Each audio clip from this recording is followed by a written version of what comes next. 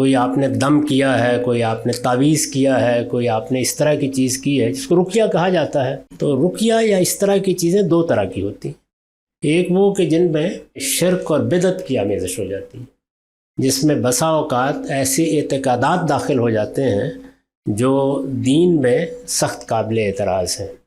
تو اس طرح کی چیزوں کے بارے میں متنبہ رہنا چاہیے۔ اس کا بہترین بیان وہ ہے جو روایتوں ہی میں آ گیا ہے کہ رسالت مآب صلی اللہ علیہ وسلم سے آپ کی زوجہ محترمہ نے یہ پوچھا کہ یہود کی عورتیں ہیں تو ان سے بعض اوقات اس طرح کے رقیہ ہم سیکھ لیتے ہیں، اور اس سے مثال کے طور پر فلاں چیز میں آرام ہو جاتا ہے، یہ ہو جاتا ہے۔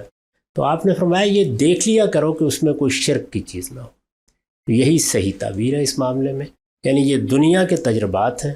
جیسے آپ نے علاج دریافت کر لیے ہیں، اب فلاں بوٹی میں یہ شفا ہے، فلاں دعا سے یہ فائدہ ہو جاتا ہے، تو یہ تجربات سے معلوم ہوتا ہے۔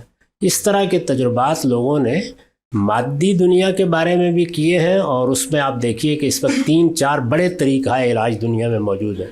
ایلوپیتھی ہے، ہومیوپیتھی کا معاملہ ہی بالکل الگ ہے۔ میرے استاذ کہا کرتے تھے کہ یہ طب کا تصوف ہے، تو یہی صورتحال کم و بیش اور بعض طریقہ علاج کی بھی ہے۔